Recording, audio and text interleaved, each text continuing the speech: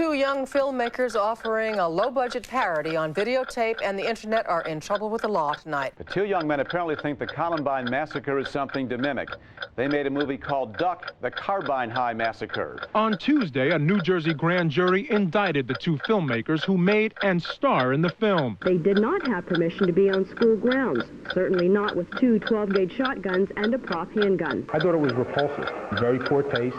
That's how Sergeant Bernard Lombardo describes the video, Duck, the Carbine High Massacre. I don't want to die. The scenes are hauntingly real, capturing in graphic detail how two outcasts opened fire at a fictional high school in a so-called chiller movie.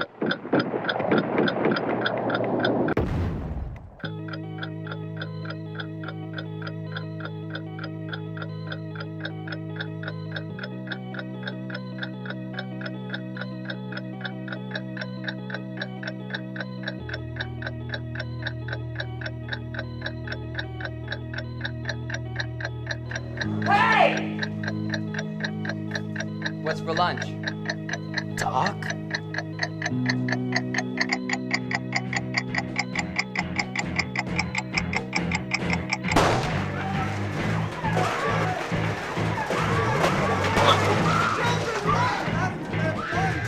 Well, at this point, we don't know who the perpetrator or perpetrators are. I don't want to kill anyone with guns.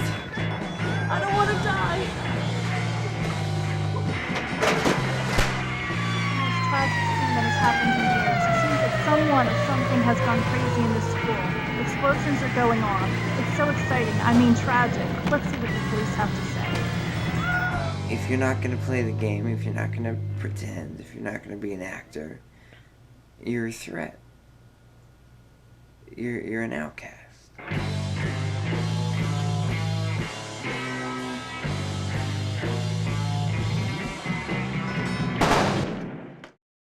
Hi. Oh, I.D.K. Welcome to I.D.K. And today I got something really special I'm excited for. The actor, writer, and director of a film I really like, and I really like talking about, Duck, the Carbine Highschool Massacre, William Hellfire. Hello, everybody. Hello. Hello. Yeah. So what's going on, James? What's happening today? This for me, this is like this is a big thing for me. It's the first time I've ever interviewed a guy. I had an opportunity to interview Lloyd Kaufman one time, but Okay. I lost the email. Oh no. Yeah. Well, Oh no. yeah, a little embarrassing. It was supposed to be for the school paper, and I just screwed it all up by forgetting what email I emailed him from. Yeah.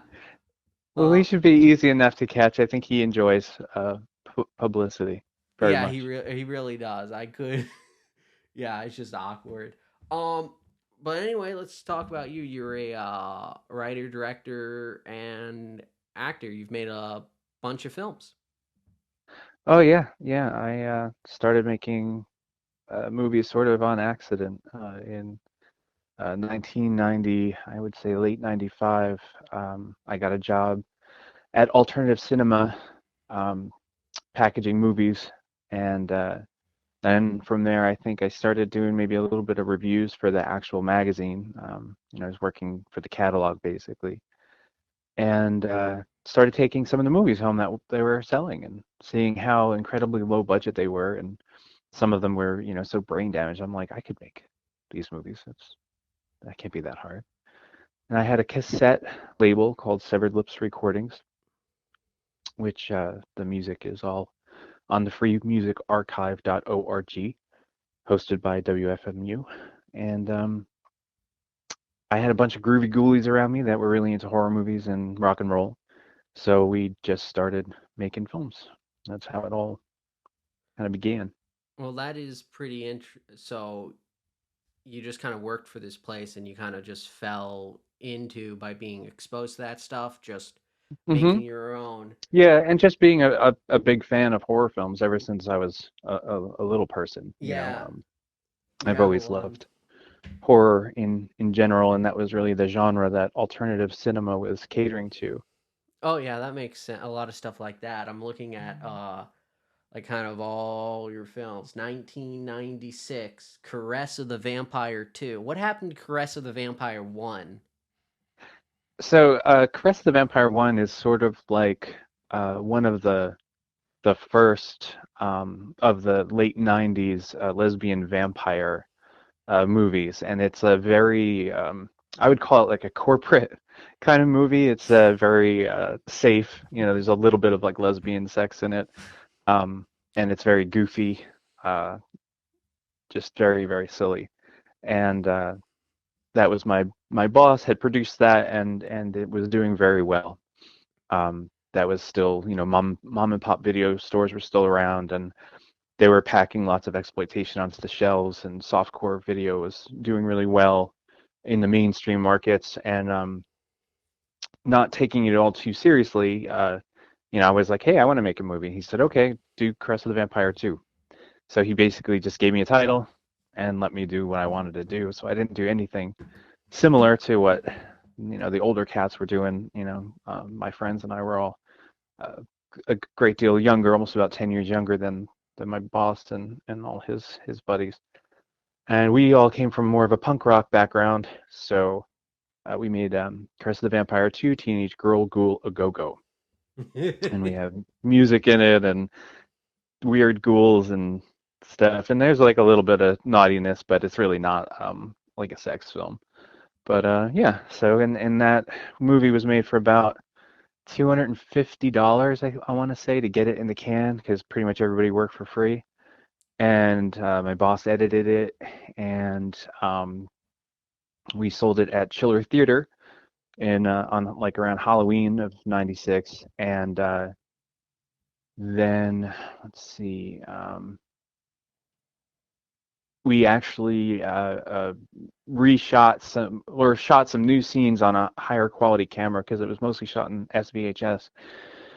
And re-edited the beginning so that we could kind of trick video stores into thinking it was a higher quality movie.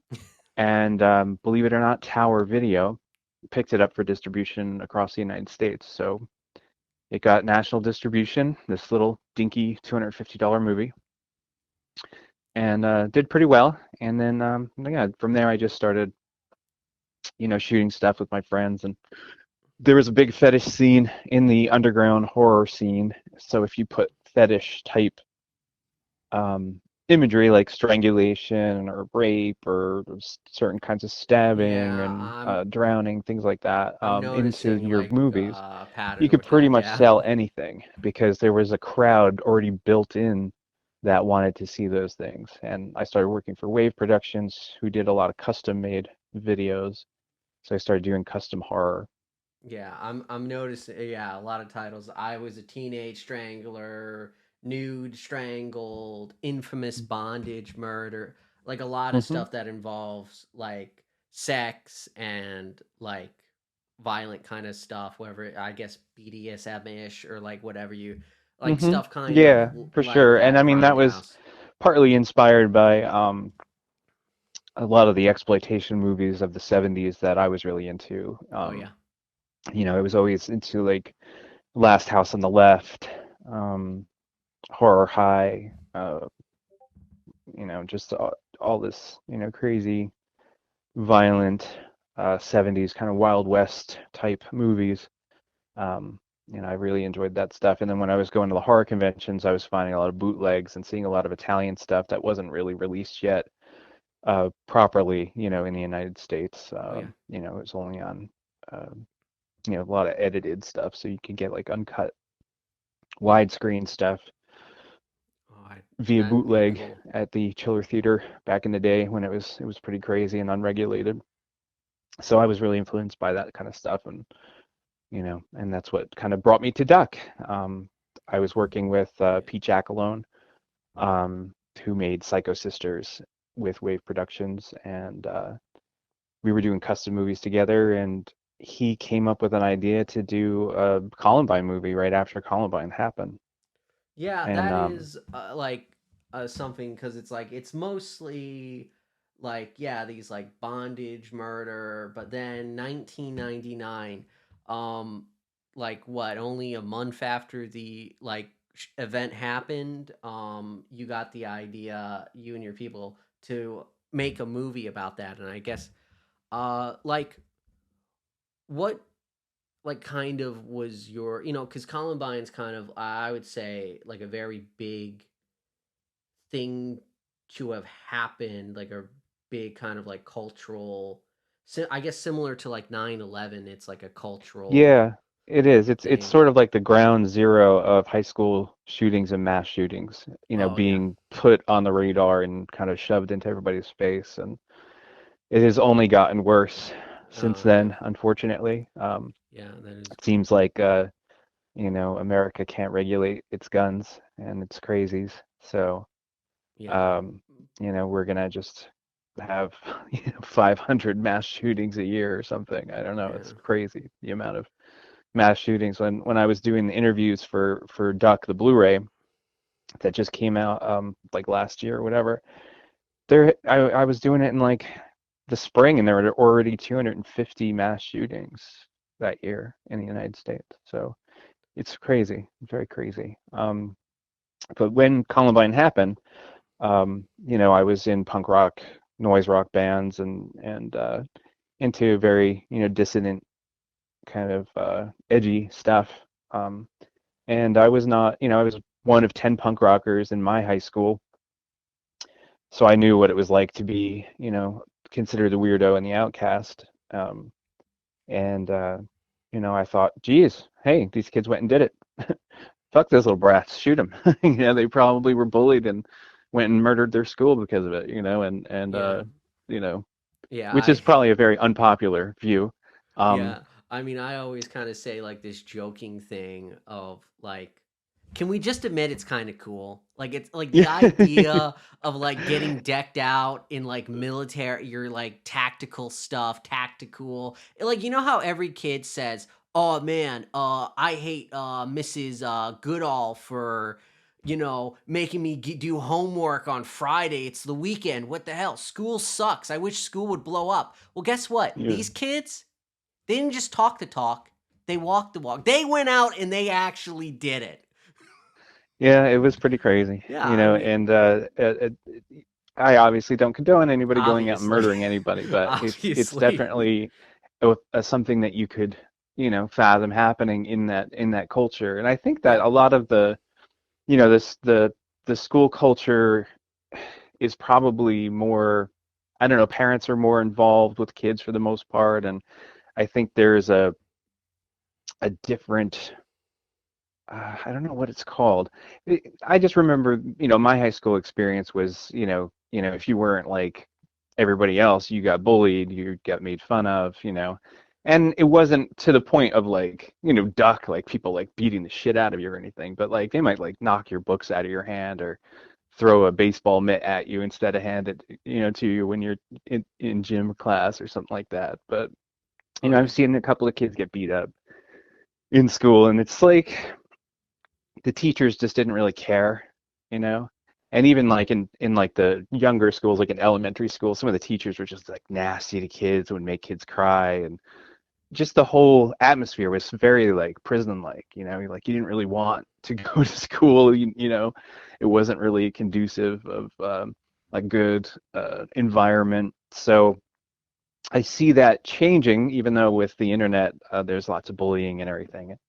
But I Oh yeah. do kind of, the conversation is there that, school should be a environment for everybody, and you know, kids should be taught to not threaten each other all the time, I guess. I don't know. Yeah, yeah. That is something that the film like is that like there is like a lot of kind of problems with the school system, how things function, teachers not caring, parents not really doing what they need to do. And Duck kind of covers, I think, like a lot of that. And I think it's like a pretty good piece on like, I don't think it's not why do people end up kind of like doing these like kind of crazy things, shooting up your school? That's like insane. And I think it's because of like large factors of issues of all this kind of stuff. And what do you like the movie, because the movie's about, I mean, it's about a school shooting and all this kind of stuff. Like what, like, I mean, did you make it uh, to like, because you kind of wanted to make something kind of shocking, edgy, or was it more about like you wanted to comment on it, or a kind of a It was combination of both. both? Yeah, it's both really. I mean, Yeah.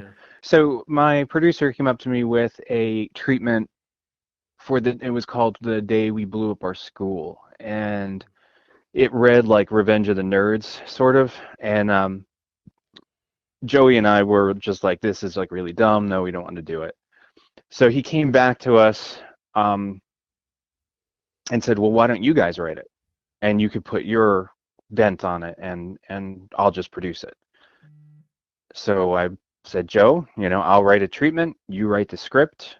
And then I was going through chemo at the time, so I was like, you're going to have to help me direct it, because I'm exhausted all the time and everything. So he pretty much did like a lot of the technical direction, where the camera placement was and all that, and I just directed the actors and made sure that the performances were coming across That as best is as I could. that is very And interesting.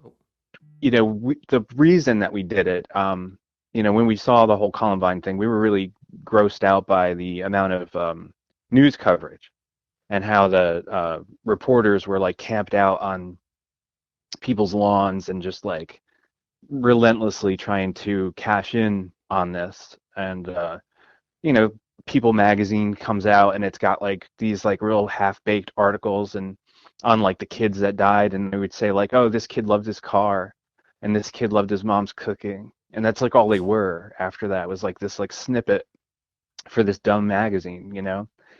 So we decided that we would make the parents all the same people. Yeah. So two actors would play all the parents. So they're sort of like, this message of like all the parents are like really useless and damaging their children. And we would, the boys who shot up the school were just like immediately demonized. No one wanted to know why they did it. And they just blamed music and they blamed video games. And so we grabbed all those stereotypes and played with them, basically. We sort of, in our head, we were saying, okay, what if the media is right, But let's tell it from the point of view of the killers, rather than, make them into the demons. We'll make them the heroes. And I think a lot of people responded to that. Yeah, that makes a lot of sense, because you said you're like kind of a punk person, you like horror films. Mm. So of course when the movie, that shooting happens, everyone's like, "Oh, it's Marilyn Manson who did it, this goth rock guy."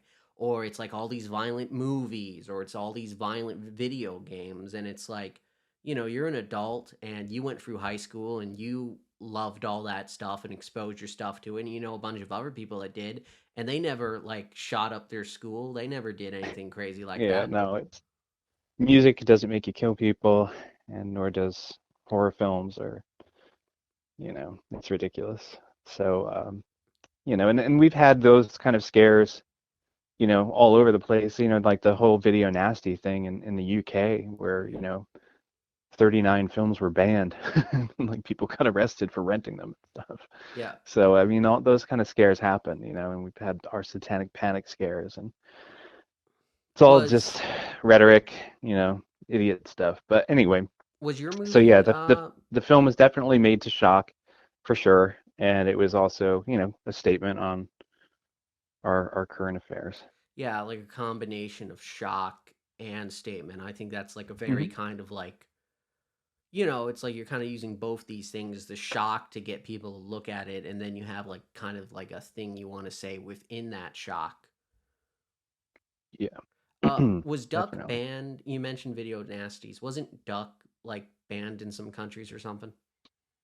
Duck only was distributed in the United States. It hasn't been legally distributed elsewhere.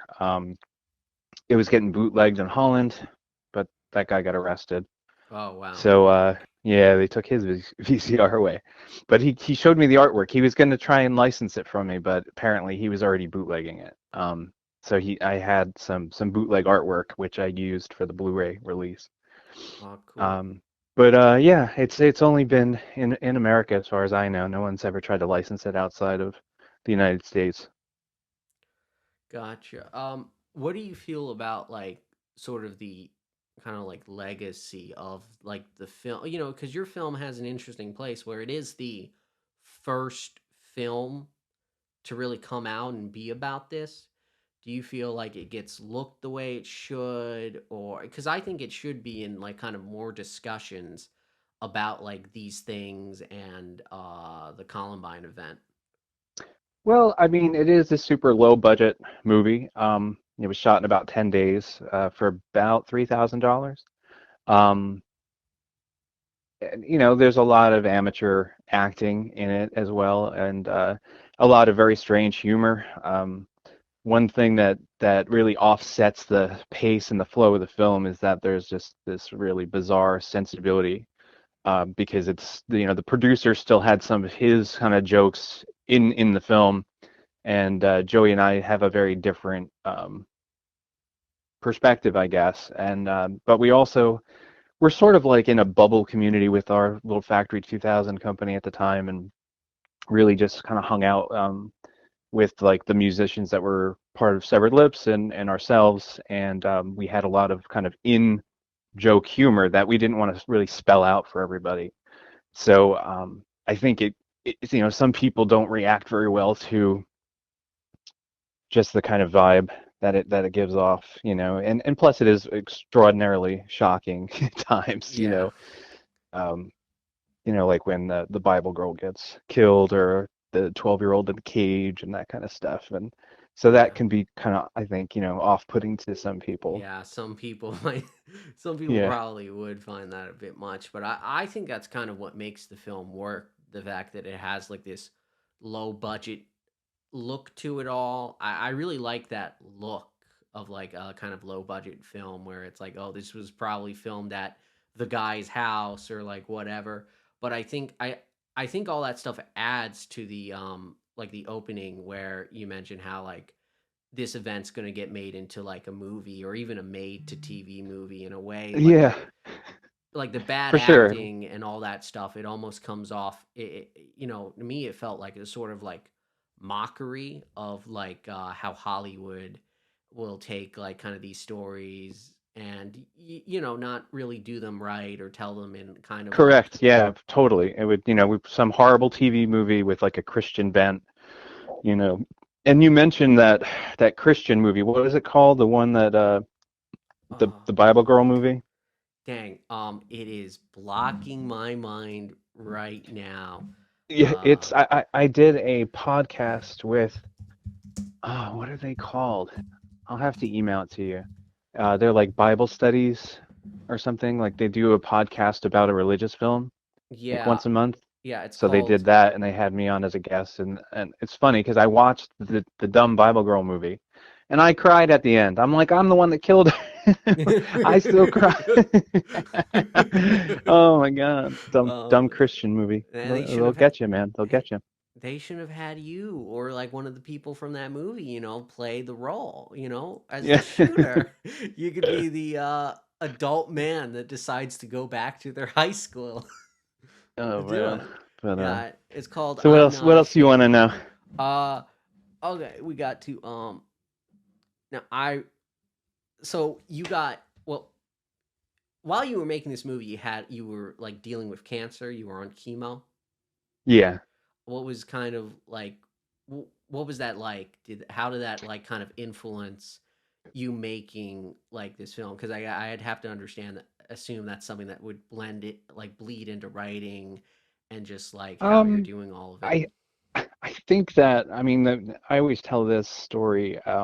I was on painkillers at the time too because of the Neupogen that I needed to kind of build up my blood cell count so I could get my chemo. Causes sort of like a bone pain, and so they were giving me opioids, and I think that just made me very fearless. So I was Yeah, not really like in check in any way, and so I kind of would push those scenes and make them as dark as possible. yeah, Um, but it was very difficult to do that shoot. It was very exhausting. Usually making movies is a lot of fun. That was more of like, I would, do chemo and then set up whatever shots, scenes that we had to do for like toward the end of the second week before I would start my next round of chemo. So I'd be like super tired for the first week, Um, so it was a kind of an exhausting experience, and I'm glad that I did it. I'm happy with the film and everything. I just, no, it's not definitely not something you want to try and do, make movies while you're going through chemo. Yeah, that does sound like hell. You guys got arrested when you made the movie? Is that correct? Yeah, so we finished the film and had it it premiered at Chiller Theater for Halloween Chiller in New Jersey. We sold about 100 tapes. We had a website, and we were selling through our PO box for Factory 2000, and it was doing okay. The producer sent the tape around to, hopefully stir up some controversy, but nothing really happened.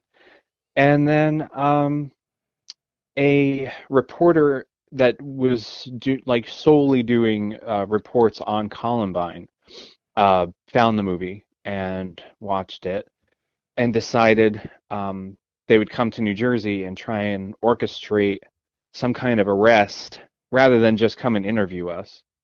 They were, realized that we were on school grounds with what looked like to be guns, and even having fake guns on school grounds is a misdemeanor. And we didn't even think about this one bit. So that goes to show how bright we are. But anyway, so the police wanted to get on TV, so they tried to find out who we were, but we all used aliases, so it took them a month to find us. And finally, they interviewed someone, and they were like, "Oh yeah, that's Bill and Joe." So they came to my house and arrested me. And they're like, "By the way, there's cameras." I'm like, "Okay." So so I kind of smile at the cameras and go and hang out in the police station. Yeah, did you have fun in jail? How was that? Or... Yeah, so the Ringwood jail consisted of, at least for me, it was just a pole that they shackled me to, and I just kind of sat there and waited for uh, Misty Monday to come with the cash to bail me out, and she took a really long time because she wanted to get ready for the cameras, of course. And this was like the only police station that doesn't have coffee. I was like, "Can you guys get me a coffee, please?" And they're like, "We don't drink coffee." I'm like, "What?" That's horrible. Like I had to spend my entire morning with no coffee. Yeah. Well, my grandpa. But after that, Joey got arrested at work, a telemarketing job, and after that, we got arraigned that same night. And then we were on the news by I think 10 o'clock or 11 o'clock. So that was a little surreal. That was weird. And we were on the news for about a whole week. And then our lawyer just basically said, "Don't talk to any reporters." So we didn't talk to any reporters. And they got it thrown out, basically. We got community service. Did it help sell the movie? Did the Yes. Yeah. We sold about I would say like 300 or 400 tapes after that. So it wasn't like gangbusters, but it was definitely good. Free And publicity. we were in the top 250 items selling on Amazon at the time when Amazon was quite young. Wow. Yeah, so it definitely helped. And then Troma wanted it, and they would call me like every 3 months and be like, "Hey, when you want to sit down and talk about Troma distributing Duck?" I just didn't. I was afraid that the deal wouldn't be very good. I wasn't advised very well. I really should have just given it to them regardless of the money because it would have gotten a lot more publicity. But I declined, and then a lot of the other distributors wouldn't take it. So it was sort of a blacklisted movie, which is strange to me. You'd think that lots of distributors would want to take it and stores would want to have it because of all the free publicity it got all over every news station. Like you name the news station, it was on there. Like we were on like Court TV, we were on Extra, we were on MTV, we were on, ABC, NBC, CBS, TBS. Like every channel ran news stories on it. And no one wanted to take the movie. So even weirder, I start working at Media Blasters, and they're like, "Hey, we want to distribute your movie." So, okay, cool, that's awesome. So they got it sorted out for DVD, and they were gonna do, I think, a 10,000 copy pressing, and like at the last minute, like Walmart pulled out, Best Buy pulled out. They're like, "No, we're not taking that movie." Isn't that crazy? Yeah, that is I a couldn't. bummer. Yeah, Yeah, there should have been more support. yeah, and that's like 2004. Oh Like it was yeah. still like, "No, we're not taking that movie." I mean, that is crazy. That's kind of ridiculous, but that Yeah. happens when you make like these more independent films. It's all the big stuff they want.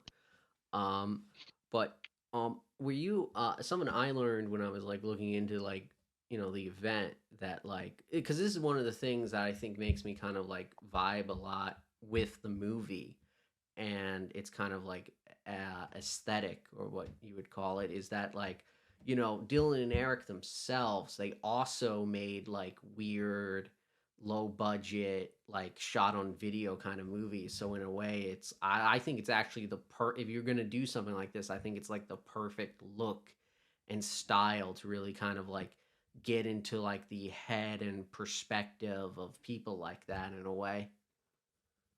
Yeah, it's kind. I think I probably wasn't as aware of their home movies until after the fact of making the film. The producer put together a huge booklet. We still have it of like everything he found on the internet, all the conspiracy theories behind it, and all this kind of stuff. And we used a lot of that stuff in the movie too. But we totally missed them making movies. That actually would have been a really fun scene. Yeah, that would have worked. Uh, so I'm a big fan of the movie. Actually, me and my cousin, I watched it once, liked it a lot, and then just my cousin was over one day, decided, hey, do you want to watch this movie? And we watched it, and we both really liked it. We both really enjoyed it. We still like every time like I see him, we always quote like, there's that guy with the car. He calls people like fucko. So like every Yeah. time I see him, like, hey, fucko, and all Yeah. that. So we get like a big kick. My cousin is actually really disappointed he couldn't be here Oh no. and stuff, but that's all right. Well, I'll make it up to him or something. Um, so like movie, big fan. I like all the stuff it kind of touches on with like, how like the parents are like you said they're oblivious. The kids are just like on like this internet, and you find all the crazy things on there, and like no one's really like paying attention, but they blame like the music or like whatever. And I Hmm. like I like the bit how the dad hears the music, and the music actually does make fun of it. Actually, does make him like violent and stuff Right, to show how like exactly. Yeah, yeah, that was the Kill Kill Kill song. It was sort yeah of I recorded that on yeah my 4 track, and it was sort of based on or inspired by this band called Missing Foundation. I don't know, have you ever heard of them? no I am when you made your first movie, that was like the month I was born in, so yeah. Well, if you look up Missing Foundation on the internet, they were a noise band that were mostly made up of like squatters and anarchists.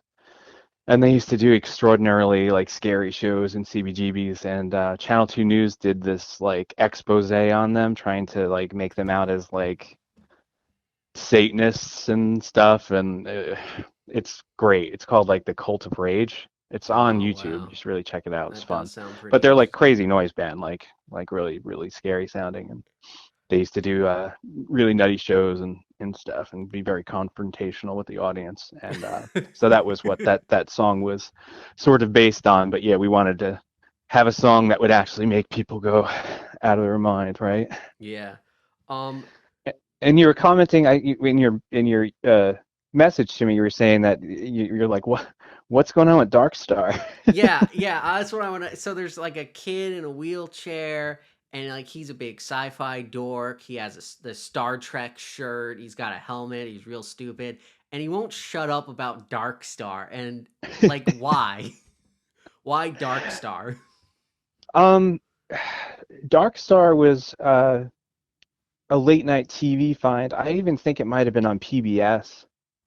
Um, that, I think I was just like stoned with my friends, and Dark Star came on once, and we were like, what is this? Like this like stoner sci-fi movie, and it's just like just blew me away. I was like, what is this? And then I find out it was directed by John Carpenter, and it was his first film, and Dan O'Bannon wrote it and is in the film. Yeah. And Dan O'Bannon, as you know, directed. He wrote Alien. Oh yeah. So there's scenes in this Dark Star stoner sci-fi movie that are like precursors to Alien, but the alien is like a beach ball with feet. Yeah. It's just really fucking hilarious. Like I recommend it. It's really good. No, I've Really seen cool bits indie of it. film. That's what, because I always knew it was like, yeah, John Carpenter, the Alien guy. So I was like, why Dark Star? It seems like such a weird that's what I think's funny about it.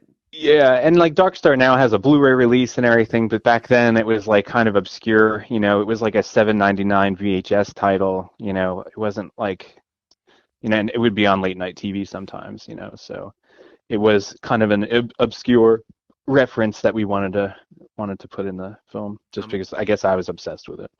Yeah. I mean, I guess Duck is my obscure movie that I'm obsessed with when you think about it. Cool, man. I'm glad you dig it, man. Oh yeah, Definitely. I'll definitely find, if I ever make anything, I'll find ways to put references into it. 100%. Do you have the actual Blu-ray release? No, but my friend, I didn't know there was a Blu-ray release for it. I'll definitely try to get it. My friend, he did get I believe he got the Blu-ray release.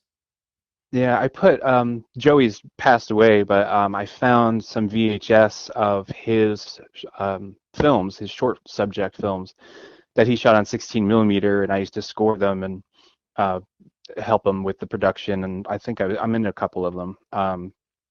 But you should definitely check out Joey Smack's short subject films.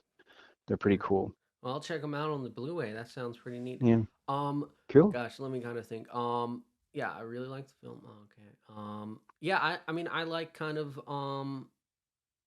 the feel of it, the character stuff. I feel like we covered, but I feel like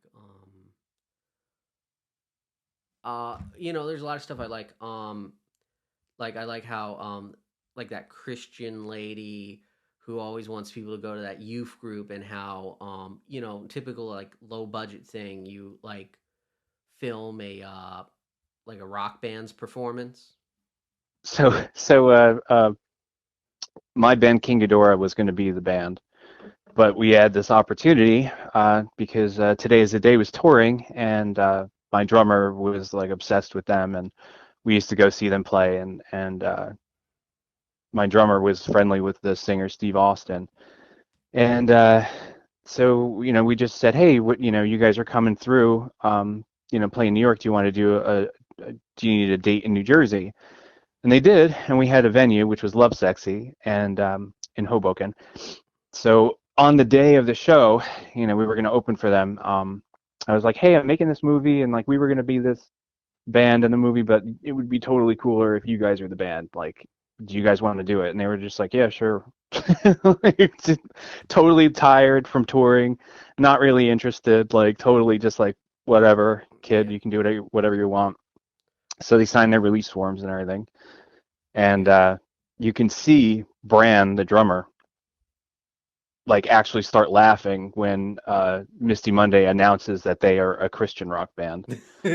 Because they have like a severed Jesus head with goat horns, and its eyes are rotted out on the cover of their album that they're promoting, So Bran just like laughs. It's like totally funny. Yeah, I mean, and then after the arrest, they were so excited. They like let us into their shows for free. Like they were so cool. That is, yeah, I do love that bit because it's like it's so obvious, like not a Christian band. Yeah, this is like some punk band, and they did, yeah, good bit. Now, where did you like film a lot of this? Like, wasn't it mostly just filmed like in your basement or something? Yeah, it's like my basement. Let's see. Yeah, I had like a basement apartment that I was always shooting movies in. So it's there. It's a little bit in like the park by Ringwood Manor. Let's see, Pete Jackalone's, the producer's house. We shot there. And then there was the elementary school, E.G. Hewitt, which is in Ringwood. We used the exterior of the elementary school in August. And then we shot across the street from Pete's house. He has a firehouse, and we like kind of rented that out for the day to do the interiors of the school. Oh, neato. And I think we shot a little bit at Joey's house as well. Yeah, So I think a lot of yeah, it, so that was and about it. pretty I good. don't think there's too much more. Yeah, no. Yeah, so I'm just kind of going through the like a mental Yeah, Rolodex in sure. my brain. So you get to the movie. Gotcha. So, well, I just think the movie is very good. I think it does do a good job connecting to like a type of person that feels like an outsider because maybe they're weird or like they get bullied a lot, and I think it covers like I think the Christian girl's kind of interesting because like even though they're in school, she's allowed to like openly kind of be Christian even though like it's supposed to be separated. But Mm-hmm. like other people who are like more weird, they're still treated as like outcasts, and it kind of shows that like there's like kind of biased and that kind of stuff like towards people and like Yeah, just the yeah, type of definitely. stuff Like that when like the goth kid at the end gets shot by the cop, and he's just like, wait, that's not one of them. Like just because he's dressed like a goth kid, obviously he's got to be one of those shooter kids, right? yeah, he's gotta be. So that kind of humor, yeah, that was a lot of fun. It definitely worked out. I had a lot of friends that were willing to donate their time and energies to making that film. So Yeah, to get shot. a lot of good characters in there for sure. Oh yeah, it was the kid with a pencil. What a classic Yeah. character. He said that one's holding a pencil. He was Yeah, funny. working on That stuff. still gets a laugh. We actually just showed Duck last night Really? at Film Noir in Brooklyn, and yeah, that scene always gets a really good laugh. Oh yeah, I always do find. I mean, I find a lot of the movie funny, like the Dark Star stuff, the Trash Day. A lot of it, I do think it's really funny, and I think like it does have like it kind of connects, to like a certain type of person and also like a Yeah, certain I've been style. seeing a lot on Letterboxd. A lot of the young people that really like Duck sometimes will leave like 4 or 5 reviews and just Uh, get really excited about it. And yeah, so it definitely I think is connecting to the younger outcast generation. yeah, more of like the So internet. that's really exciting for me. Plus I think that a lot of the SOV films that were being made in the 90s are sort of nostalgic now. So young people are kind of looking back and, sort of like the way I was really into like the drive-in horror movies and of the 70s. Young people today are kind of looking back at like these shot on video, non-studio homemade movies and really enjoying like, wow, this must have been exciting, because it was a time, it, the 90s were a very weird time.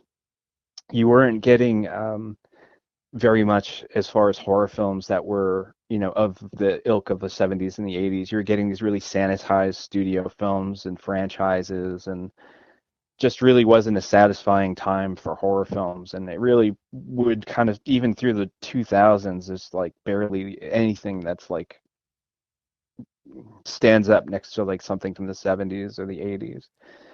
So I think that kind of forced a lot of us to just start making our own movies, even though we weren't always making the best, highest quality stuff. We just wanted to explore different things. Yeah, And some of the SOVs are like really amazing. If you look at like Charles Pinion's films, or if you check out Shatter Dead, which we also showed last night, and those are all films that I'm promoting because I run Saturn's Core with Ross Snyder, the Blu-ray label, and we do all shot on video stuff. We're trying to do one a month right now. and so we're putting out a lot of that kind of content from the 90s, you know. So there's a lot of really good stuff, but then there's also like, you know, completely brain damaged stuff, like stuff that comes from Wave and, Oh you know, yeah, my movies and stuff. yeah. So There's a lot of stuff you like should that. check it out, guys. Yeah, but I definitely am one of the, I left a positive review on Letterboxd, and I think there's a lot of younger people.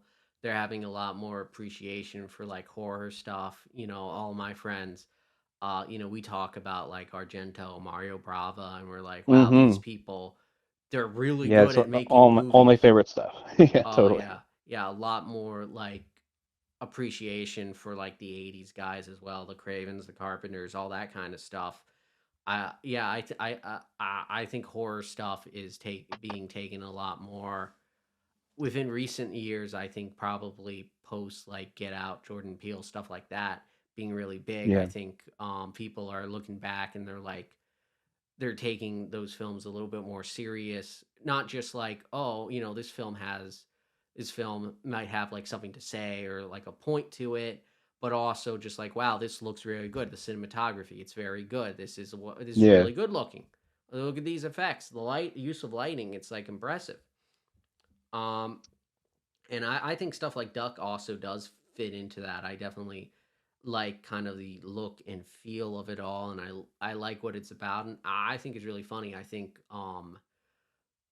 you know I think you did a good job, like kind of like making people who are normally demonized or like treated as freaks, outsiders, to seem like at the same time, what they're doing is bad, but you are somewhat sympathetic. You do feel bad that for bad sure. things Yeah, no, happen to them. that was definitely very intentional. I Yeah, I re- definitely very I really intentional to like try and get people to sympathize with the killers. yeah, And that's challenging, you know, yeah, that's part of, you know, it's sort of like, I guess you can equate it to, you know, when you're watching Psycho and you're empathizing with, um, you know, Norman Bates, or if you're watching George Romero's Martin and you're sympathizing with Martin, oh yeah, the vampire, you know, one of my it favorites. can be challenging, and that was definitely part of, you know, what we were going for, and we did achieve it. We feel, you know, we felt that we did achieve it. You Yeah, know, we've seen people cry watching our movie, so yeah, um, no, it's really good. One thing I do like is that even though all the bully people are kind of bad, like the scene before the shooting, they are a bit more humanized where you see yeah, scenes with them like at home. Like they're silly, but it's like also, you see them not being mean. You see them kind of more like being themselves, joking around. Even they're slightly humanized to remind you that it's like, yeah, I mean, it's terrible that they like bully outsiders and freaks and that kind of stuff, and they could be better people, but at the same time, they are teenagers and they are people too. So like, yeah, obviously shooting up your yeah. No, I'm school. glad you picked up on that. Yeah, it's definitely, you know, as the movie progresses, you do start to, you know, kind of laugh along with their goofy jokes and their mannerisms and stuff, and then it kind of pushes back the other way, and you can see them all get horribly mangled and shot up and everything. So Yeah. that's the other thing about Duck, I guess, is that the humor really just kind of knocks you off base. So it'll go from being odd to being funny to being stupid to being like, you know, completely just like horrific to watch and uncomfortable, you know. Oh yeah. So it's a fun film in that sense because it really does give you this kind of roller coaster, you know, feel. Yeah, like after they do the shooting when they're gonna like they're in the closet, they're gonna shoot themselves. It's a very kind of human scene where they're kind of like saying like their goodbye to each other and like kind of that. It's like, you do feel something. There is something beautiful there. You feel something for them how they ended up like this and the horrible stuff they've done and all that. But yeah, it's interesting because at the same, it's like schlock exploitation. Like we're gonna make Yeah, a for movie sure. about this controversial topic. We're gonna be the first to do it, and we're gonna do it in a crass way. But also, like there is a criticism about how people react to this event, whether it be like the conspiracy theory guy who believes it's aliens, whether it be the Hmm. belief that it's music that does it, or how like people like freaks are treated bad and just other kind of flaws with the school system where you have teachers that don't really care. they ignore stuff and they allow stuff that like they shouldn't allow, and how like there's so many aspects of society that's kind of like complicit in like this dysfunction and all True. that. Yeah, Um, absolutely.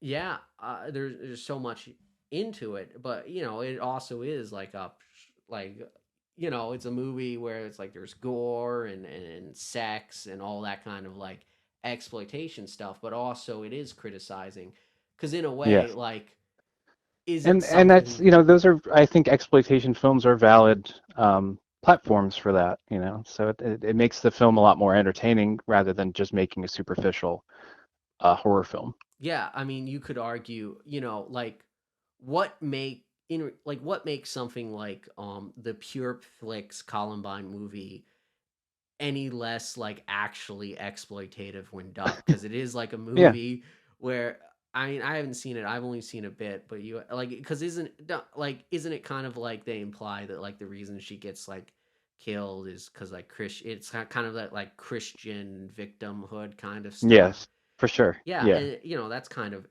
like that's also exploitation. It's just a Oh, different. totally. Yeah, there's plenty of, I mean, there's tons and tons and tons of Christian propaganda that's just clearly like, bent on that agenda, Yeah, yeah. I So mean, yeah, it's completely exploitation yeah. for sure. I mean, there's mainstream movie. It's just like when we have exploitation. There's a lot of films. Mainstream Hollywood like definitely does exploitation stuff. They just do it like differently than Yeah. like the Grindhouse does, and that's kind Yeah, of they like just do it in a way that is, become acceptable. yeah, And that changes over time, of course, but it's always, within the moral compass of today. yeah, It's 100. very very rare that you see Hollywood jump out of that. Yeah. I Cool. saw a yeah. But yeah, I think Duck looks very good. I actually watched another one of your movies because I'm just going through this stuff, and I Yeah. saw like a title I thought was funny. Cloak and Shag Her. Because I know, but That's got to be like one of my worst. Oh my oh God. yeah, Yeah, that was just like I guess I was trying to just do like a seduction cinema movie yeah, for just to make a buck yeah. and I mean, I was shoot it with describing friends and it. stuff. I was But describing it to my friend, and it's like, imagine Austin Powers, but it was like a lady. And you know all those scenes where like objects are like hiding the nudity? What if yeah. there was no objects hiding the nudity? Yeah. No, no. Yeah, those are made for the home video market and some of them got on cable and stuff. I don't think any of mine did. I made Flesh for Olivia was also like a softcore sex movie, but kind of added some violence to it, so they didn't want to show that on television either. But they only really like to show like I guess like Playmate of the Apes and Lord of the G-Strings and those, like they're like real goofy sex spoofs. That was a thing for a while. So yeah, I shot a little bit of that stuff, but Yeah. Yeah. mostly just the fetishy stuff. Yeah. Are because I haven't gone through. Are there any other like films in your like filmography that kind of like touch on things like kind of like Duck? Yeah, Like, so I, after Duck, I still made some fetish stuff, but I went and did a slasher film called The Devil's Bloody Playthings, and I got to use Shannon, the singer from the band Cows. He was a friend of a friend and was in New York City, so I got to work with him for a day. And that's a pretty fun one. I did the special effects on that, mixed the blood and everything. And then I also made Upside Down Cross with the singer of the Jesus Lizard huh. and my wife, and that came out in 2016 on DVD. And Upside Down Cross is basically about a young woman who's a drug addict, and she gets busted by the cops and has to go live with her zealot, kind of religious, crazy mother, who just like makes blood spatter paintings and watches Christian television. And she sees an ad for an exorcism that she could hire this priest to excise her daughter who is seeing things because she's going through withdrawal and she's ill from drugs. So the mother thinks that instead of, sending her to rehab, which would make sense, she gets this seedy preacher to come and perform this exorcism, and she is like abused and mistreated throughout. So it's sort of a strange horror film in that it's it's not like a slasher. There's not like multiple murders or anything like that. It's just about this kind of play between this family and this creepy priest, which is played very well by David Yao. And David Yao will now be in the new Toxic Avenger movie. So crazy, huh? Oh yeah, it's really good for him. Lots of big names in that new Toxic Avenger. Yeah, that's pretty crazy. Yeah. So listen, man, I got to get going. Oh yeah.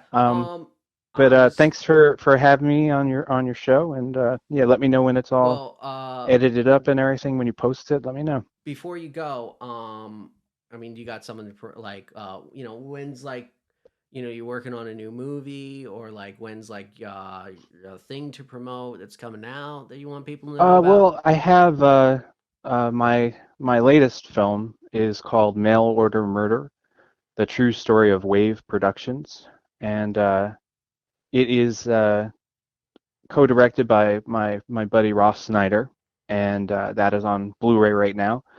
So if you want to pick that up, that would greatly help us. And it's also on Tubi for free. Oh, and I also believe that Caress of the Vampire 2, Teenage Girl Ghoul A Go-Go is on Tubi now. Wow. Tubi making some deals. Yeah, so you can start watching Hellfire on Tubi. But yeah, check out Mail Order Murder. Tell me what you think. All right, no, I definitely will, because that's something I relate to a lot. I got a grandma, I'm super serious Christian. Yeah, I relate to a lot of that stuff. That sounds really interesting. Cool. Was there anything else, like, you got like a page or like some kind of like event thing or whatever you want people I have to a Facebook page, so you can always Google William Hellfire and find me on Facebook. All right.